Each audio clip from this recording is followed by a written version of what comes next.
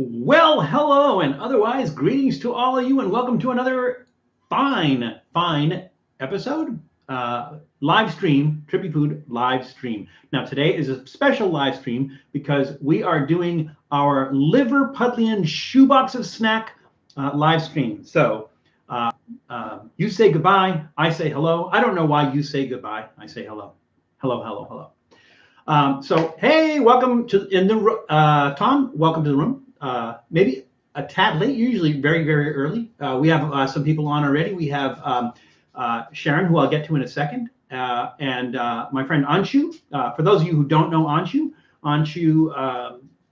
is he is, for all intents and purposes, Exotic Meat Market.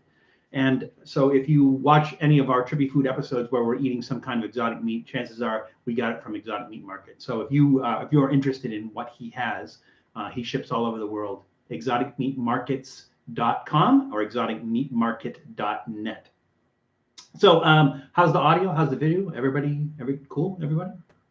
All right, cool.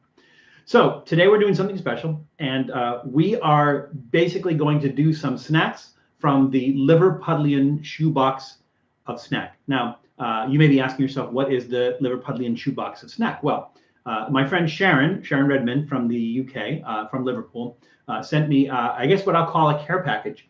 So it came in this very fine, very large shoebox, and there's all kinds of like really cool snacks in here.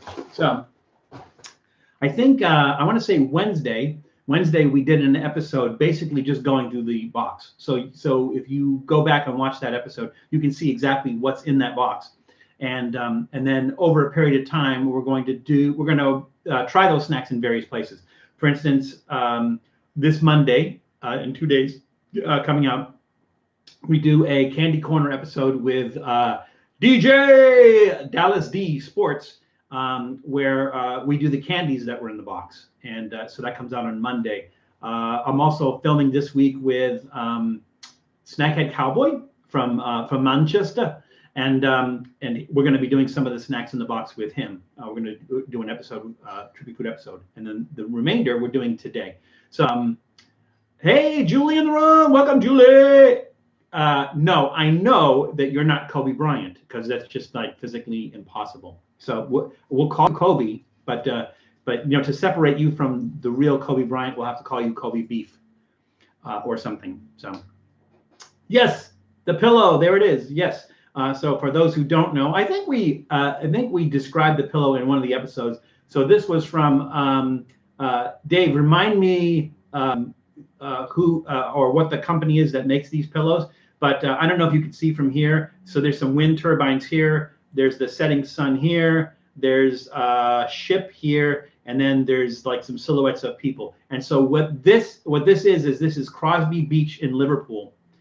It's a pillow with Crosby Beach in Liverpool, and there is an installation called Another Place. I think it's called Another Place.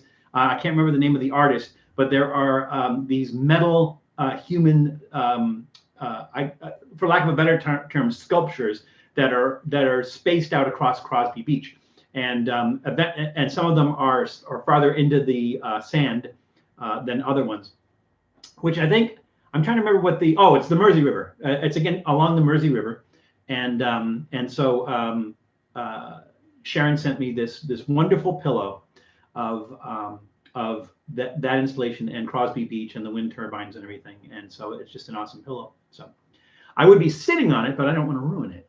Oh, there we go. Let's see who else. Hey, Amy Cake in the room. Amy, you're early this time. That's cool. So watching, as you can see, is Dave Smith 31. So my friend Sharren and Dave and their children Fletch and Tate were the ones that sent me this. What I call, they didn't call it. I'm calling it the Liverpudlian Shoebox of Snack. And so the snacks that we're going to do today, she also sent this very detailed list of what the background is on them, what the history is on them, what the challenge is, how to eat them, etc. Obviously, we're going to do cards today. So we have our box of cards that we're going to pretend to read from because we've already gone through our whole box of cards. I did notice these, and I thought that these were the same thing, but these are playing cards. And even though it says bacon, they're just bacon recipes. So my bacon recipe, you cook it, you eat it. that's it. But again, didn't hear from you guys, but let me know. Audio, visual, okay, we're okay. All right, cool. Hey, Lynn 801 in the room. Everybody, welcome. Lynn 801 back. All right, so let's go through the snacks. Also, if you saw by the thumbnail, we're also doing a beverage. Now, in the past, I've done like 2 or 3, usually 3 soft drinks. Every other week we do soft drink. Every other week we do beer. And so we were doing like 3 soft drinks, but I decided I'm going to cut that down to 1. If you guys have a problem with that, let me know. But we're going to cut that down to 1. So because we did 1 beer, so we're just going to do 1 soft drink, 1 beer, and alternate that. Doodle came in. He was so quiet. I just said Doodle. He backed up. Did you see that? He backed up. He'll be back. I guarantee he'll be back. Once I start opening snacks, he'll be back. So we're going to do one soft drink. And so Sharren did not send this one. This one is, but it is a British soda. This is Fentiman's. They started out doing, I guess, medicinal herbal type drinks. But they do some regular flavored sodas, and some of the stuff that's not sodas, some of the stuff that doesn't actually have sparkling water or carbonated water in it. But this one does, and this is their Curiosity Cola. So I thought we'd go with a basic one. This is their Curiosity Cola, and we'll see what makes this so curious. So this is the beverage that we're going to be drinking today. What your favorite food to get at a stadium sporting event? Well, I don't go to I don't go to sporting events. The last time I went to a sporting event, let's see, that would have been probably I went to a Dallas Cowboys game in 1990 something or other. I can't remember. I've been to a few baseball games around the country. I went to a Pirates game in Philadelphia and Pittsburgh. I went to a Yankees game in New York. I've been to a few Dodgers games here in LA, and I've also been to an Angels game. And I went to I think it was game 4 of the 1980, somebody correct me, 85 or 86 World Series, the Red Sox against the Mets at Fenway Park. So those are the sporting events I went to. Now, I've been to a lot of stadiums for concerts, but I haven't been to a stadium for a concert in a long time. So I guess the last time I had food that I thought was really, really good at a stadium was probably at Angel Stadium. They had a foot-long hot dog that was really, really good. I have had the Dodger dog, and I don't know why people say they like it, because it's like, I mean, maybe it's a good hot dog, but maybe it's something about the way they cook it. Maybe they just let it sit there for hours or something before you actually buy it. I don't know what it is. A few years back, I think it was the LA Times, they were saying, oh, what things could we add to the Dodger dog that would make it really good? And I'm like, maybe a different hot dog, because it really wasn't that good. So I don't know if they've fixed that since then, but it was not a really good hot dog. Also, Fenway Franks, when you buy them at Fenway Park, they're really good. I don't know. I don't remember if I've ever, because they sell them in the grocery store. Also sell Fenway Franks in the grocery store. I don't know if I've had them.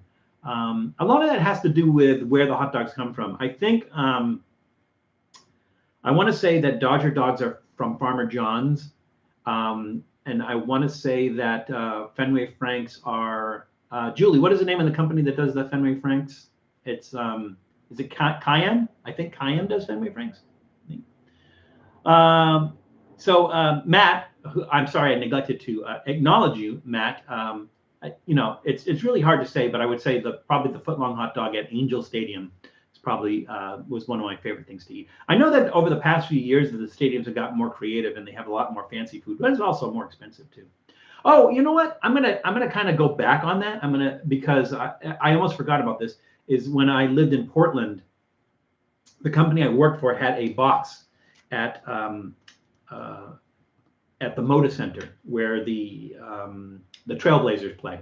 And so I've been to a few Trailblazers games only because the company said, hey, we're gonna send everybody to the Trailblazers game. We're gonna sit in the box, and they had food there and everything. It was good. It was okay, but nothing to write home about. So it doesn't change my answer as far as the food goes. But I have been to some other stadium shows. I've seen a few concerts there in the company box as well. So Julie's trying to catch up, trying to say hello to everybody. That means you don't have to mix them at the end. I've reviewed that one. Which one we were talking? Pops, remember the skit? Pops, remember the skit we watched about you? So when you say Pops, who? So Kobe Bryant, are you DJ Kobe, or one of my granddaughters? Because they're the only ones that call me Pops. So the name Kobe Bryant is throwing me a little bit, but Kayam, yes, thank you, Julie. I thought that's what it was. Yes, Farmer Dodge dogs are Farmer John's. They aren't that good. They aren't. They really aren't, Janice. They're not that good. I don't know why people think, hey, Pudding Power 84 in the room. How are you? As well. So welcome to the room, Pudding Power. Let's see. I think we're caught up. Yes, I'm DJ. All right. I thought it was funny. I'm seeing Kobe Bryant, and I know that you're doing that as a loving tribute because Kobe Bryant was a hero to you. But you know, you never know. You just see the name and you don't know who it is. So everybody, welcome DJ, who's sneaking in the room as Kobe Bryant. And again, just as a reminder, I think it was last Monday, we did a Candy Corner episode with Dallas, and it was just some random snacks that I happened to get. And then this Monday coming up in 2 days, we're doing another Candy Corner, but it's special with the Liverpudlian Shoebox of Snack. So let's review our snacks. I think we're at that point right now. So I'm going to put them in order of I'm going to call flavored. So let's start with the Quavers. So again, this is Walker's, and Walker's is the UK arm of Lay's, I want to say. So that's why their logo looks exactly like Lay's logo. So these Quavers are cheese flavored. I'm going to read from the note that Sharren sent. So she says, Quavers dissolve in your mouth. Walker's also sell the American snack Cheetos. Oh, that was it for the Quavers. Oh, hang on. Cheesy corn, flavored corn puffs, and so much tastier. Oh, that's the What's-Its. I'm sorry. Quavers, curly potato puffs. The original 1968 cheese flavor, but now they come in different flavors. Every kid had a pack of these in their lunchbox when they were growing up. So, Quavers, we're going to try those. Let's see. I'll put these number 2. Again, Walker's. I think all three of the crisps. I was going to say chips, but for the Brits, we'll say crisps. All three of the crisps are Walker's, and this is prawn cocktail. So basically, think of it as shrimp cocktail. Now, what somebody told me is that it tastes like the shrimp cocktail sauce or the prawn cocktail sauce, but not necessarily prawns. But we'll see. We'll open those up. Does she mention anything here about the prawn cocktail? Let's see. Oh, just added some prawn cocktail crisps. Just read you don't have them in the USA, and we don't. So that will be the second one we'll do. Don't tell them. You told them, DJ. All right. Number 3, also Walker's, and this is Salt and Shake. Originally Smith's, and so this funny little trivia question. I'm actually a Smith. I'm actually a Smith. So, and you may ask yourself why I'm a Smith. Well, I'll tell you why. I have a Hispanic last name. My last name is Herrera. I don't say that right because they don't roll my R's and stuff. But my last name is Herrera. So somebody asked me that one time. They said, "Well, what does that mean in English? What does your name mean in English?" And I didn't know. But I said, well, being that there's like 30 pages of Herrera in the Los Angeles phone directory, it's such a common name, it must mean Smith. So I went and looked it up, and it actually literally means Smith, like a blacksmith. That's what Herrera means. It's blacksmith. So I am a Smith. Just want to throw that out there. I'm here and mirroring on my television in the blood. Oh, well, welcome in the blood. I don't remember seeing you on before, but welcome to the room. Everybody, please give a welcome to In the Blood, who is mirroring on television. Okay, let's see. Did I miss anything? Just want to make sure I'm caught up and I don't miss anybody. Dave Smith is doing a shout out to a bunch of people. That's cool. All right, cool. I think we're caught up. Let me know. Guys, throw that out there. I don't want to miss anybody. I don't want to not respond to anybody. So please throw it out there if I've missed anybody.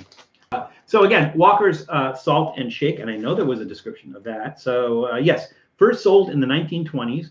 famously contains its own blue salt sachet inside so that you can add as much or as little salt as you wish and then shake. So I think what we're going to do is we'll start with a little bit, try that, then do a meat, like then maybe do half, try that, and then we'll try the whole packet of salt and see what that's all about. And I don't want to go too crazy, but we'll do that. And then fourthly and finally, we have Jacob's Cream Crackers. Now, this one is a challenge. I think I wrote that it was a challenge. And so what Sharren writes is, there has been an ongoing challenge since we were kids that no one can eat 3 of them in 1 minute without drinking water. And so we are going to take that challenge today. We're going to try to eat 3 of these in 1 minute without drinking water. Now, I have water standing by, so we can drink it afterwards, but 1 minute, 3 crackers without drinking water. And we'll try this. And hopefully we'll get some other flavor. I'm not familiar with cream crackers, and so I don't know if they're made with cream or they're meant to, like, you put clotted cream on them and enjoy them that way. Let's see. Ingredients are wheat, calcium, iron, niacin, thiamine, vegetable oil, salt, raising agent, and yeast. They sound good. I mean, it doesn't sound like there's a lot of a lot of unusual things in there, or a lot of chemicals and stuff. So it sounds pretty good. So we're going to do the challenge. I guess we'll do that at the end. We'll do that at the end. Now, let's see. Pudding Power. Hiya, Pudding Power. Let's see. Pudding Power 84 says that salt and shake reminds me of Mike's frozen pizza that comes with its own seasoning packets, and you sprinkle as much on as you like before cooking. So the problem with doing something like that is you allow people to ruin it. Like, for instance, let's say you're somebody who doesn't like a lot of salt, right? But you really understand the concept of that. You take that salt packet, you empty the whole thing, and it's going to be way too salty for you, right? So so you put the control of that in someone's hands, and if they're not if they're not careful, they could actually ruin the dish. It's kind of like when you mentioned pizza. Pizza is the same thing. It's like you go to a place like Pizza Rev or Mod Pizza, or any of those ones where you kind of go down the line and go, give me some of that, put some of that on there, put some of that on it. I want this kind of sauce. I want this kind of crust. It makes it very easy to ruin a pizza, because the more stuff you put on a pizza, it's not always the case. It's not always the case. Like, for instance, I would say that if you've ever been to famous Ray's Pizza in New York, unfortunately, they're not around anymore. I think they went under about 2012. But it was my go-to place in the United States for pizza. Because it was the first place. The first place outside of growing up in Massachusetts where I had pizza. I was working for a company, and I had to bring forms in boxes to our New York plant, and the guy that met me there to pick them up said, "Hey, I'm going to take you to the place where you'll have the best pizza you've ever had in your life." And he took me. This was in New York, and he took me to Famous Ray's for a slice of Ray's Famous Pizza, which is basically has a bunch of vegetables on it. I don't remember if it had any meat on it. I don't remember. It might have had sausage. I don't think it had pepperoni on it. But it was a bunch of different vegetables, even broccoli and stuff like that. And if they put it on the pizza, and then they put the cheese on top of that, and it kind of baked into the cheese. And then the piece, it was like goes over 2 plates and everything. And that was really, really good. But you take a place like a Pizza Shoals in Portland, Oregon. They say they only allow you to put 2 toppings on your pizza, because they don't want to ruin their crust, because they have like a really, really amazing crust. So they only allow you 2 toppings of your choice, but 2 toppings. So it makes it very easy for you. Some of these places where put whatever you want on there, you just say like put everything on there. It's a good way to ruin your pizza. But Josh Hoyos, welcome to the room, Josh. Good to see you. Glad you could make it. Josh Hoyos in the room. I guess, could you say nephew, or is it like second cousin, or I'm not sure how that works. So Josh is my cousin Vic's son. But welcome, Josh. I'm glad you could make it. Good to see you. Tommy Redmond looks like somebody who was recommended by Sharren. So welcome to the room, Tommy. Redmond, same last name. So welcome to the room, Tommy. Glad you could make it. Usi Dog is watching. Usi Dog? Oh, okay. Upside down too. That's kind of cool. Everybody, hope everybody's doing well. Oh, Jesse Torres. Hey, welcome, Jesse. Let's see. Did we get everybody? We did get everybody. Oh, Rob Switch reviews in the room. Hey, welcome, Rob Switch. Don't like the look of that Roadkill Cafe. That sign was a gift from Michelle Grant, and my finger, like I want to move it that way, and it's like it's the video is lagging behind the audio, so it's kind of weird. That Roadkill Cafe sign was a gift from Michelle Grant, but it's not actually. They don't actually serve roadkill. It's this one. This particular one is just kind of like a made-up sign. Although there are around the U.S. different places called the Roadkill Cafe, and for some odd reason they don't serve roadkill either. But like for instance, if you ask Julie, she and I went to one in New Hampshire called the Roadkill Cafe. They don't have roadkill, but they do have good burgers. So let's see what else. That thing is just going. Again, keep me honest. Make sure I don't miss anybody. All right, so I reviewed the snacks. I was going to review our soft drink, and again, Fentiman's Curiosity Cola. We got that. So I'm going to throw something in here. Call it a surprise. Call it a last-minute entry. But since we're only doing one beverage, I figured we could work another snack in there. So I pulled something else out of the Liverpudlian Shoebox of Snack, and that is Quiggin's Kendall Mint Cake. Now, I thought because this is probably the approximate size of a Kit Kat, I thought it was very similar to a Kit Kat, but it has some serious weight to it. So I don't believe that that's the case at all. Let's see. What does Sharren write about this? A sugar-based confection flavored with peppermint. It originates from Kendal in Cumbria, England, and was created by accident. I love accidents. Happy accidents. In 1869, when the confectioner was making mince and left the sugary mixture too long, and it went cloudy. Kendall Mint Cake is popular. Oh, they found out where I am. I'm assuming you guys hear those sirens. Kendall Mint Cake is popular among climbers and mountaineers, especially those from the United Kingdom, as a source of energy. Just want to make sure we weren't on fire. All right. So I'm going to sneak these in. We'll do these too. Some of it feels, it's probably like separated where you can break them into little pieces and everything, because the middle part feels like it's already broken. But they feel like, evenly sized squares. So that'll be interesting. We'll do those last. So I'm debating on whether we should do the beverage first, so that we can wash down whatever the previous thing is. But I mean, we have water here too. We could do that too. Pudding, go home. You're drunk. Pudding. So Rob, do you know Pudding? Apparently you know each other. Pudding Power 84 and Rob Switch know each other. So welcome to the both of you. For those of you who don't know Rob, Rob Switch Reviews, great channel.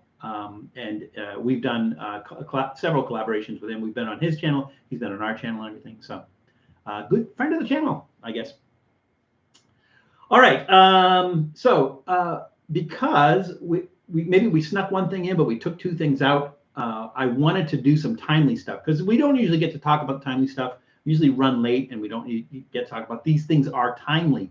So this weekend is both Passover and Easter. Funny how that works out. I wonder which one came first. But this is both Passover and Easter. So I think for anyone who's not familiar with what those are, Passover was when the Jews were held captive in Egypt and in slavery in Egypt, and God sent plagues to Egypt, and they passed over the homes of the Jews, to which they finally could make an exodus out of Egypt. And so that's what Passover represents. And then Easter is actually the pagan goddess of fertility. But and because it occurs around the same time of the year, it is actually the Feast of the Resurrection, which is basically when Jesus died, was nailed to the cross, died, spent 3 days in the cave, and then rose from the dead 3 days later. So that's what Easter represents. But the term Easter itself is named after the pagan goddess of fertility. So there we go. Pudding watches my Twitch channel. Oh, well, Pudding apparently watches Trippy Food as well. So welcome, everybody. Wow, there's a lot going on icon-wise at Dave's house. So, all right, so let's talk about some timely stuff. Again, because it's Passover and Easter, I don't really have anything Passover to talk about. And I apologize because I wanted to do a Passover episode. I just didn't have time to put stuff together. I will make it up to you next year. We will do we'll definitely do a Passover episode, but did not have time to complete that this year, and I apologize. We do have an Easter episode coming out on Easter, which is this Sunday. I think it's this Sunday. Yeah, it is this Sunday. So watch for that. No, wait, maybe it's not this Sunday. I know it's coming up, and we have an episode ready for it. So. Okay, so the first thing I wanted to talk about, because of Easter, is apparently there's a contest. There is a contest. So Pepsi and Peeps got together. Yes, Peeps, our old friend Peeps, who really, seriously peeped this out. So Pepsi and Peeps got together and they created a marshmallow drink. So it's a Peeps Pepsi. Pepsi Peeps? Peeps Pepsi. To me, that sounds kind of disgusting, but it's just interesting enough to want to try. Here is a link. I think here is, oh, too many characters. Okay. So you guys can look that one up. Just say Pepsi Peeps Easter drink, and I think that'll come up. But it's too many characters in the URL for me to post here. Apparently, there's a contest. So you can only get this via a contest. And I'm not sure what the details of the contest is. You have to do a video or take a picture of something having to do with Peeps or something along those lines. I don't know what it is, but if you're a lucky winner of that contest, and whoever is, they will send you out a Pepsi Peeps drink, which to me sounds frightening as hell. So there we go.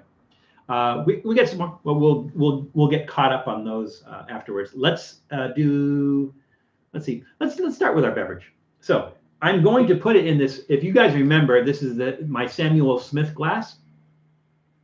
So many Smiths. Samuel Smith glass, and it's the one that has the etching in the bottom that causes all the bubbles. Now, it did that with beer. I don't know if it's going to do it with soda, but I thought we would find out. So, and Julie, I don't think we have to rate this pour, right? Ooh. You know what? I mean, it has a cola smell, but it also has like a fruity or a flowery smell as well. It's really strange. Let's see, do they mention these? They do say the ingredients: carbonated water, fermented ginger root extract. Okay, so that's probably what I'm smelling. Ginger root extract, water, glucose syrup, ginger root, pear juice concentrate, beet sugar, caramel color, and natural flavors. Wow, so there's a lot of interesting things going on here. All right, let's go ahead and pour that. We'll do like a beer pour. And let's see if we have that little tornado happening in the bottom, like we did with the beer. I think it should, right? Because it's like that whole Mentos Coke thing, right? Let's see if we have that going on down there. Not too much. We get some bubbles in the bottom. Not too much. Very, very dark. I think it's a Peep Instagram Easter contest. I think you're right. Something like 3,000 winners. Yeah. Well, I don't know why they do it like that, but that means they have to ship those out and everything. But so be it. Did you enter the contest, Janice? All right. Cheers.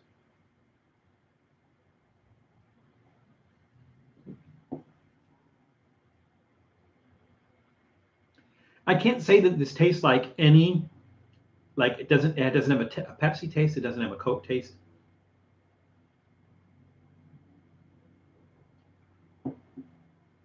It's really interesting or curious. Very curious. Oh, now the bubbles are starting. You can't see it. You can't see it because it's so dark, but you can see it on the top, or maybe you can't see it on the top. If you can see that, see those bubbles coming up on the top. So it's doing its thing. No, I decided winning a Pepsi flavored Pepsi was not the best prize. I agree with you. A Peeps flavored Pepsi was not the right. I agree with you completely. If it was widely just read, it's not going to be available in stores. Yeah, Amy, that's my understanding as well. If it was, I would get one, or if they were doing some sort of promo, I would get one, but they're not. So I don't think it's worth going through the hassle of doing the contest just to drink Peeps flavored Pepsi. Although I will give you a hint. I will give you a hint that our Easter episode features Peeps in some form. So, you got to do Peeps at Easter.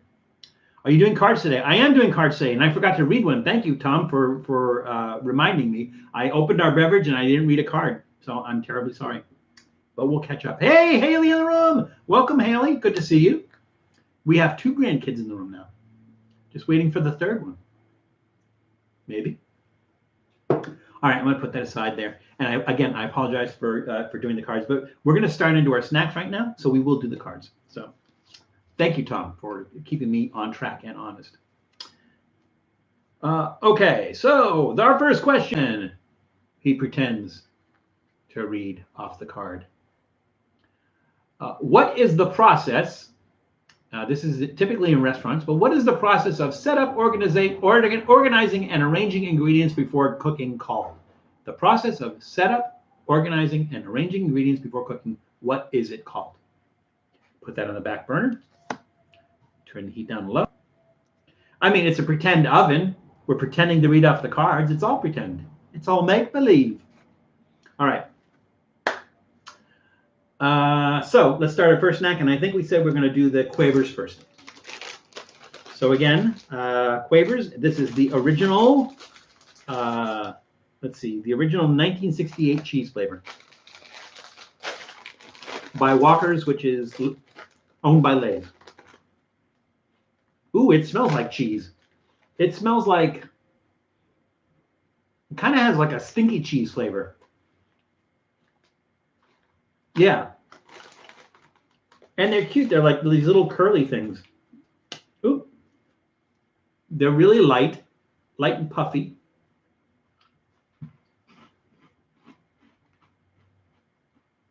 Chopping all your vegs, organizing, and getting it ready for cook. Yes, that is what it's called, but but what is it called? What is the name for it? Wow, these are like what would I compare these to? Like shrimp chips. Have you guys ever had shrimp chips? They're really, really light and puffy. Most of these are like. It's funny because it has a really strong smell of cheese, but a very, very mild cheese flavor.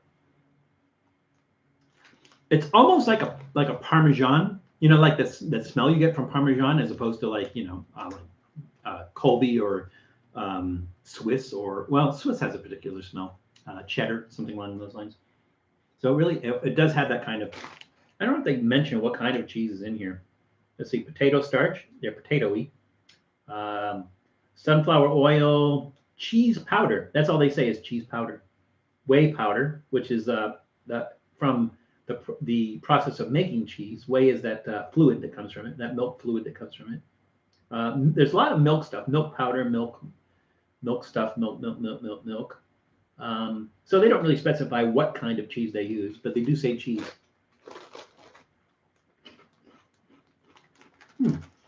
They're light. Again, they do have the consistency of shrimp chips, which is nice.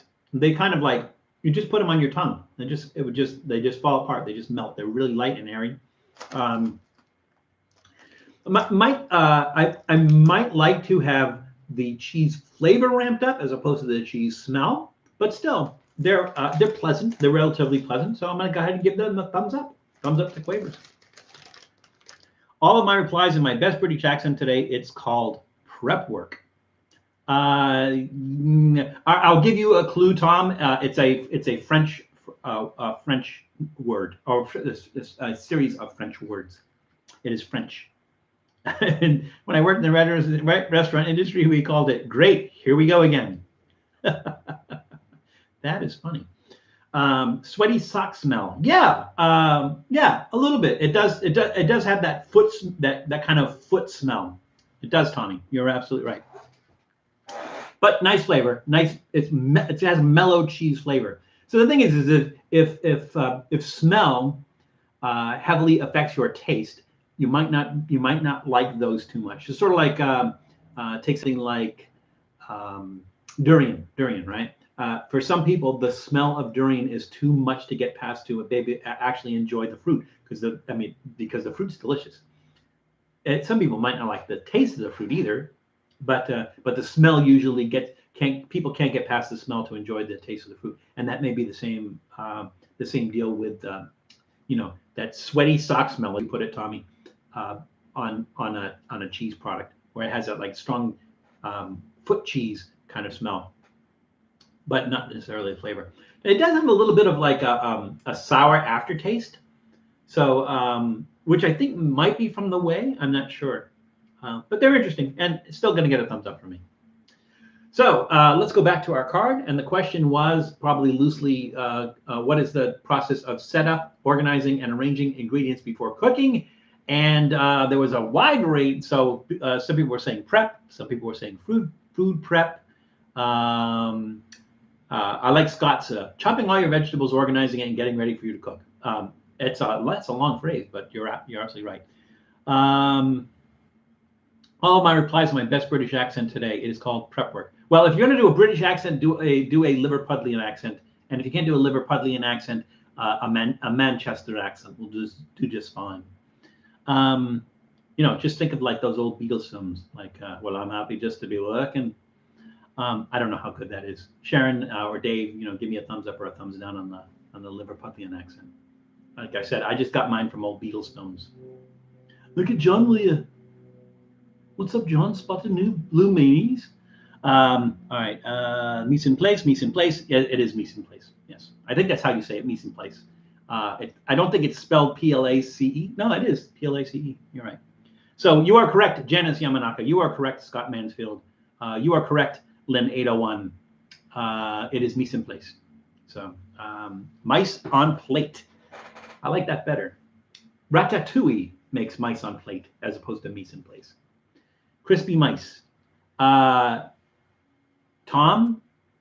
don't tempt me. Don't tempt me to do crispy mice. Are you a mod or a rocker? I would be. I think back in the 80s, I was more of a mod, and then I think maybe like in the 90s, I was probably a rocker. In the 60s, I was a kid, so I was a little bit late for that, but. REA Junior Music, Bob in the room. Everybody say hello to Bob. Model Rocker, yeah. That's the whole Quadrophenia thing. I love that movie. I love that album. Probably, in my opinion, probably the best Who album they've ever done was Quadrophenia. Food Taster TV in the room as well. Also, welcome, Food Taster TV. All right. Did I forget to do it in a British accent? I'll try to do British accent, but I don't want to insult anybody. So, like, if I don't do a good Liverpudlian accent, then I won't do it because I don't want to insult anybody. The following is a paid TV commercial by Valentino. Hey, Sonic in the room. Welcome, Sonic. Welcome back. All right, so we did our first snack. We did a card. We did our beverage. Then we'll take a sip of beverage in between each snack. There we go. This is actually really good. Never had this before. Has a really, really unique smell. I don't come to think about it, I don't know. Does Pepsi or Coke even have a smell, a familiar smell? I don't know. All right, so let's read another card before we go into our next snack. So our next card is, this is a fun one, and somebody here, a mocker, that's funny. Somebody here is going to know this because they're the ones that mentioned. Did I know what that was? So I don't know who it was that mentioned it, but we snuck it in as a trivia question. So the question is, what is, so you just tell me what it's made out of. What is the English middle-aged dish cockentrice made with? What is the English Middle Ages dish cockentrice? Cockentrice? I think it's cockentrice. I don't know. Trice. Let's call the whole thing off. What is the Middle Ages dish cockentrice made with? Back burner, low heat, let it simmer for a while in its own natural juices. And let's go on to our next snack. Scouse accent, say chicken and can of Coke. chick can and a can of chick can and a can of Coke. I don't know. I messed that one up. Probably just rooster. Good guess, but it's made with two main ingredients. So and made a special way. So see if you can do it. Kumquats with the Manchester. Tom, we got to do kumquats at some point in time. Valentino, would you ever do a real commercial on TV? You and Julia can sell the Ninja XL pressure cooker. Of course I would do a real commercial on TV. Why wouldn't I do a real commercial on? I'm trying to remember if I've ever done a real commercial. I don't suppose I have. So there we go. Anyways, we're going on to our next snack, which are the Walker's Prawn Cocktail. I don't know if these are seasoned or not. So if they are, I'm going to open from the bottom. Oh, card. Or maybe, no, I just read the card. Let's see. Did one snack, card. Didn't do a card. Okay, read the snack. Read the card already. Getting off track here.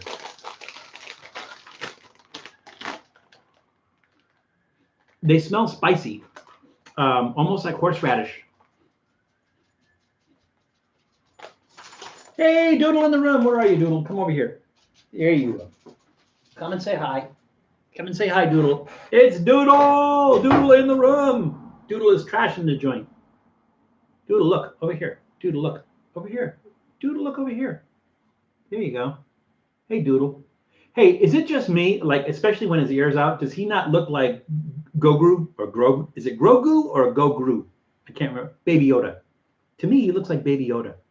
All right, we have a snack for you, Doodle, because you're a good dog, usually. Except when you get up and start barking at 2 o'clock in the morning. I can't get a snack open. These are from Trader Joe's chicken tenders. Nothing in it but chicken. So if you feel like you look like bacon, but if you feel like you want a piece of these, dig in because they're cooked and it's nothing but chicken. Ooh, they smell nice too. It smells smoky. Are they smoked? They are smoked. I smell smoke. I might eat one of these. Grogu. Thank you, Janice. Oh my God, dress him up as Baby Yoda. That is, yeah, for Halloween, I think so. I think he needs to go as Baby Yoda. Has the Lay's logo. Yes, Sonic, you were late to the game. It has the Lay's logo because Walker's is the UK, I'm going to say subsidiary of Lay's. They may not always have been, but Walker's is like Lay's in the UK. So that's why it has the Lay's logo. All right, here we go. Walker's Prawn Cocktail.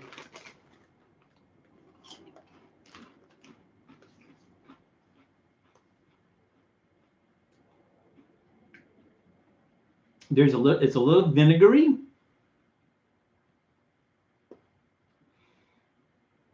Slightly spicy. Maybe horseradish. I'm not tasting prawns or shrimp. They're not overly salted either, which is nice. Let's look at the ingredients.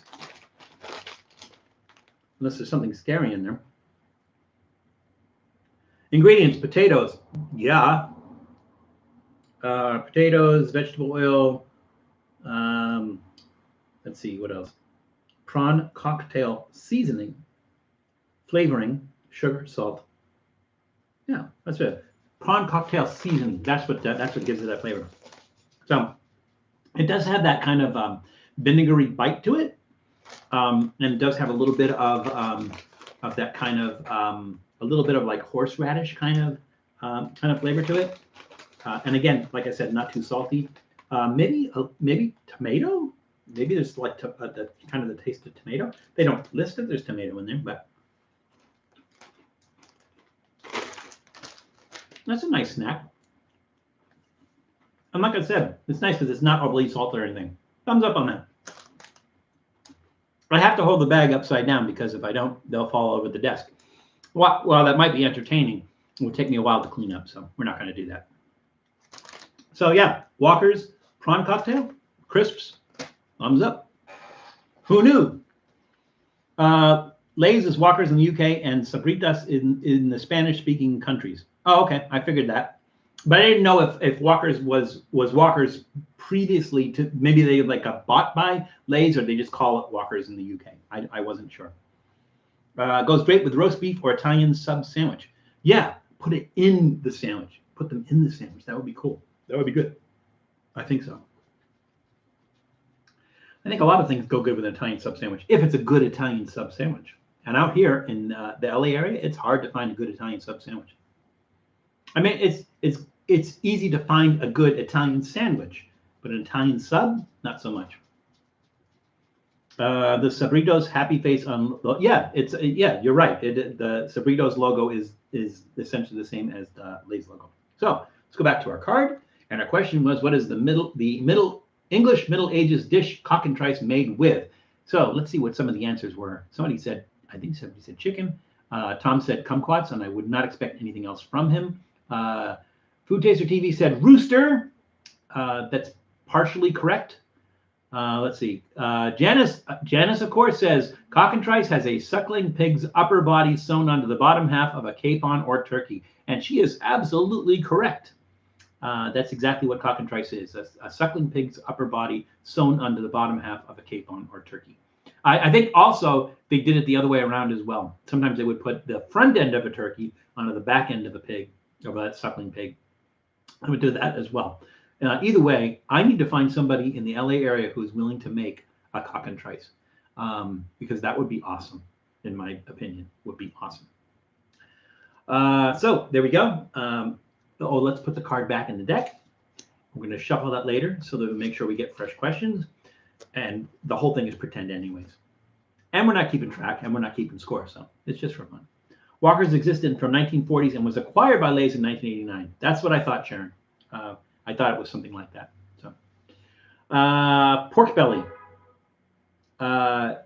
So, Sonic, are you saying pork belly would go with an Italian sub, or you were saying that? So Amy says, open up your own Italian sub shop. I would do that, but there are so many other places that do it really, really well. So here in LA, Santoro subs in Burbank do the best version on the West Coast that I've had of an Italian sub. Now I've gone to some sub shops where I tell them how to make it and put it together, and then there's a close approximation. But Santoro's, the guy who started Santoro's probably about 60 years ago, I think we did a Trippy food episode on Santoro's. So the guy who started was from Boston, and so he knows how to make a legit traditional Italian sub, which was invented, I think, as we remember from last week, one of our questions, was invented in 1909 in Portland, Maine. So yeah, it's not hard to do, but most people just don't do it. They make a lot of places make a good Italian sandwich, but it's not a traditional, legit, authentic Italian sub. So there we are. Val looks like a deli shop guy. Pork belly was the mystery meat you're talking about. Was I talking about a mystery meat? I lose track. There's so much going on, I lose track. So was the mystery meat I was talking about? I remember talking about a mystery meat, but that's okay. I love pork belly. So if you've ever had Colombian chicharron. Now, chicharron, is like usually they take a pork skin and they fry it. So it's kind of like a Mexican thing. It's kind of light and puffy, sometimes greasy, and it's just really crunchy and you just bite into it. Well, Colombian chicharron is different. So what they do is they take a strip of pork belly. It's basically a square strip, and it's maybe about this long, about that big around, squared, and then they cut slits into it. And it's the pork belly that has the fat, the fat, a little bit of the meat, and the skin like on it, and then they kind of fold it out, and then they deep fry that. And so when you eat it, you get a variety of textures of the fatty part, the meaty part, and the skin part, and the crunch to it and everything. They usually serve it with beans, like serve it with beans and everything. It's awesome. But it's like when your mind goes to chicharron and you're thinking like the fried pork skins like you'll get in the grocery and everything, or in an Mexican market. Nothing like that whatsoever. I love Italian sub. The oil, dressing, cheese, meats have to match. You're absolutely right, Sonic. They do. And the one thing that you cannot have on an authentic, legit Italian sub is lettuce, and that's where everybody goes wrong, because they stick lettuce. So they go, hey, check out this Italian sub. I'm like, it's not an Italian sub, has lettuce on it. Bye-bye. Okay, so time for our next snack. And, well, let's take another sip. That's good. I don't drink a lot of sodas. Like I drink them for the show. I don't drink a lot of sodas like on my own and everything, but that would be a good drink, a good soda. Nice. It's a botanical. They call it botanical. Be a nice regular soda, I think. A little bit pricier than the equivalent size of a bottle of Pepsi or Coke, but worth it, I think. We had chicharrones de pollo yesterday at the Taste of Universal. That sounds good. Fried chicken skins. We did them on. We did fried chicken skins on one of the live streams that Michelle Grant had sent over. We did those. Those were good. Val, have you ever tried Chinese crispy pork? You know what? I want to say that I have, but at the same time, I don't remember. So I'm gonna have to revisit that. I definitely have to try that. Hey, Fletch, I assume that you're the Liverpudlian Fletch, and you're coming onto the show separately. So welcome, Fletch, unless there's another Fletch. But welcome, Fletch, or welcome back as you. I'm half Asian, love duck skin on hot buns with plum oyster sauce. That sounds awesome. I've not had that, but it sounds awesome. Sonic, let me know someplace around here that you think has good duck skin on hot buns with plum oyster sauce, unless it's something you put together yourself. But if there's a restaurant that does that, let me know, and I'm down, and I'm going to check it out. Hey, the Tripp's in the room. Is it safe to assume it's Steve, or do we have multiple Trips, or do we have a different Trips today? The Trips. Yes, the Trips. If you guys don't know, the Trips do a live stream every Friday night, I want to say. Friday night. So if you have not subscribed to their channel, subscribe to their channel, and then you will get an alert when they are doing a live stream, which I think they do every Friday night. Pretty sure. Okay, so let's Steve here today. Okay, hey Steve, welcome back. A regular fixture on our show now is Steve from the Trips. Definitely check out their channel and find out whether it's worth the trip. Doodle, is that you making some noise? I guess not. No, okay. Are you back for another snack, Doodle? I can give you another small piece, but we got to go easy on the snack, because you'll just fill up on snacks all day like I do. And we can't have that. There you go, dude. And off he goes. No, he's sticking around. Cool. Okay. His little bed's right here, too. So join us, dude. Take a load off. Set a spell. Y'all come back now, you hear? Lots of high-end Cantonese Asian restaurants serve duck skin. I think you mean skin. It says slin, but I think it's skin. Meat with onions, plum buns, plum sauce. Yeah, but give me some names, and we'll check it out. All right, let's read another card. Oh, you know what? I'm gonna so we don't miss it. I'm gonna do another like newsworthy item, because again, Passover and Easter this weekend. I don't have any newsworthy Passover items, but I do have a couple of Easter ones. And so this one I was a little disappointed in, because the article said Reese's. Everybody knows Reese's. They're diversifying. They make so many different products, like Reese's dip pretzels, and the what was the one that Janice did, the Reese's snack cake, and there was the Reese's colliders, and there's 3 different Reese's colliders. So they're just like, it seems like they're doing Reese's everything. There's a Reese's cereal. But this article specifically said Reese's is making peanut butter and chocolate carrots for Easter. So I was a little bit excited about that. I was thinking, like, what are these, chocolate dipped carrots? That sounds really, really interesting. Then when you go actually look it up or read the article, you find out they're carrot. Yo, DJ in the room! I was wondering why you weren't. Grab a chair. Come on. Sorry. Grab a chair. DJ in the room. Look at, he had a chair right there. He's ready. He had the chair right there. Dallas Debney, DJ, Dallas D Sports is joining us. So Dallas, we've gone into 2 of the snacks. We've got 3 left. You can take this challenge with me if you want, where you have to eat 3 of these crackers within a minute without taking a drink, right? Oh. So you know what? Go in the kitchen and ask Grandma to give you a glass so we can pour some water for you. Okay. Or you don't like the bubbly water, right? Nah, I don't like it. Yeah. All right, so ask Grandma to give you a glass of water.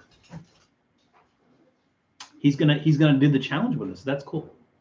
We'll see, because Sharren mentioned that they've done that challenge since they were kids. Well, Dallas is a kid, so it's cool. He can do the challenge with me. So I'll need somebody to time us when we do that. But we're gonna do that last. I saw your videos opening up some cool cards. Videos opening some cool cards. What cards? Cards? I don't remember opening cool cards. I don't remember a video opening cards. Help me out, Amy. Crispy duck skin, fried pork chops, and pan-thick fried noodles. Stop it, Sonic. You're making me hungry. All right, you're all set? Yeah. We're going to do that in a little bit. Yeah. So do you want to try some of this? This is Curiosity Cola. Really? Yeah. Have a seat. Good. It doesn't taste like Pepsi or Coke, right? Yeah. It's completely different. It has ginger and some other stuff in it. Really good. All right, cool. Can I try these? Oh, Amy is talking to DJ. Okay, so Amy said, I saw your videos opening some cool cards. That was for you. Oh, yeah. So apparently she watches your channel. Do you like them? Do you like it?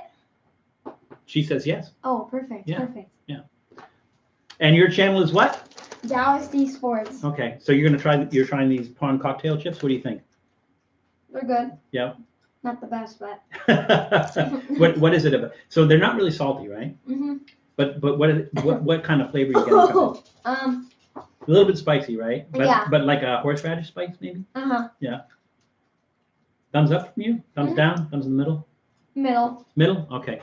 Here, try one of these. These are called Quavers. Quavers? Yeah.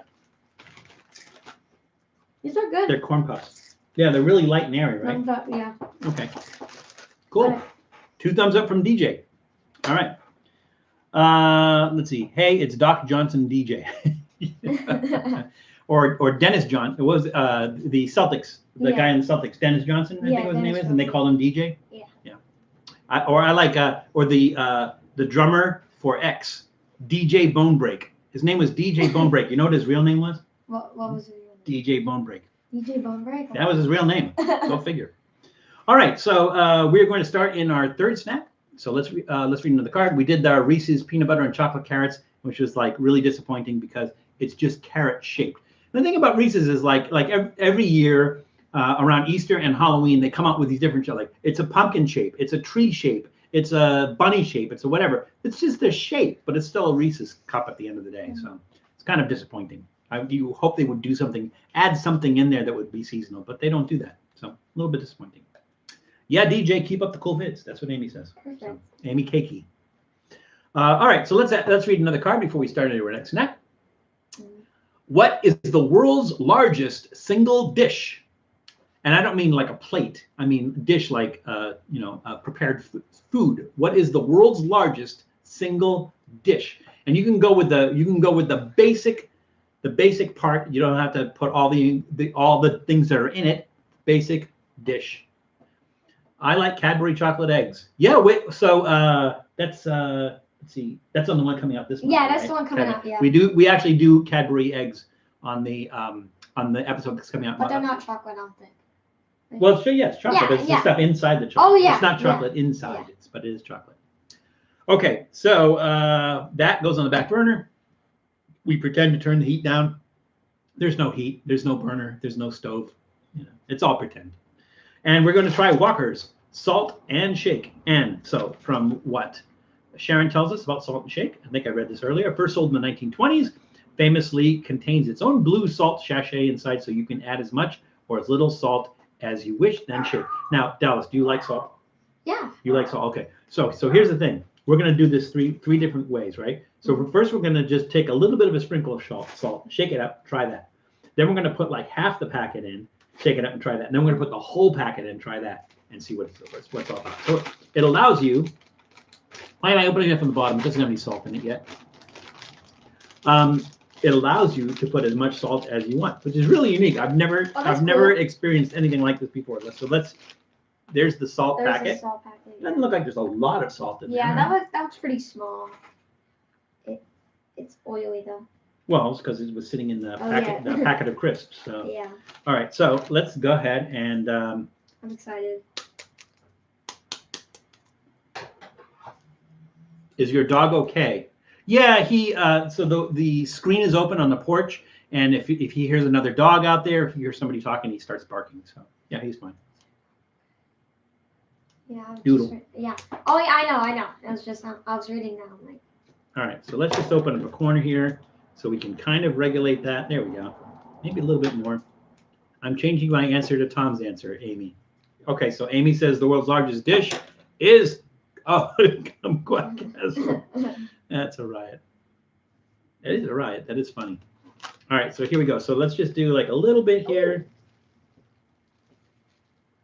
I almost put the whole thing in there. There's not a lot of salt in here, so I think I don't think we're gonna do half of it. I think we'll just do a little bit and then we'll do the whole packet. Yeah. So we put that in there. Let's read it for now. I like Steve from the Trip says, I think Janice is right if it's a real thing, because Janice says camel turducken.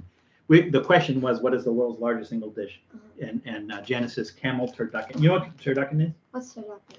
It is a turkey stuffed with a duck stuffed with a chicken. And then they roll it up and they roast it and then they serve it. So a lot of people have that for Thanksgiving. We've never done a turducken episode. We need to do a turducken episode. Anybody out there locally who wants to make a turducken, let me know. We'll do an episode. What was the video idea I gave you? It was not. So you gave me two. Yeah. You want me to tell them, or we're just doing them? If you want, you could. Yeah. So Dallas came up with two great ideas. One was a fried fluffernutter sandwich. Yeah. Fried fluffernutter sandwich, and the other one is frog wings. So basically, it's frog legs done chicken wing style. Yeah. So we're gonna do that. I'm gonna do that with DJ. Okay. Grab them. Oh, grab them. They should taste like potato chips, and just with a certain amount of salt on That's them. right. Okay? Yeah. No, we should have tasted them without any salt on at all. Now, I just put a little bit. They're not really salty, right? They're not salty. I can't even taste the salt. Yeah. I like the chips though, or the crisps for those of you in the UK, because they're really light. You know, like a lot of times the chips are really thick. These aren't. These are really good. Yeah. Okay. So you get a little bit of salt here and there, because I don't think it coated evenly. But let's put all the salt in there. Because I didn't even taste the salt. Well, it's not evenly distributed. So even though we shook it up, it wasn't evenly distributed.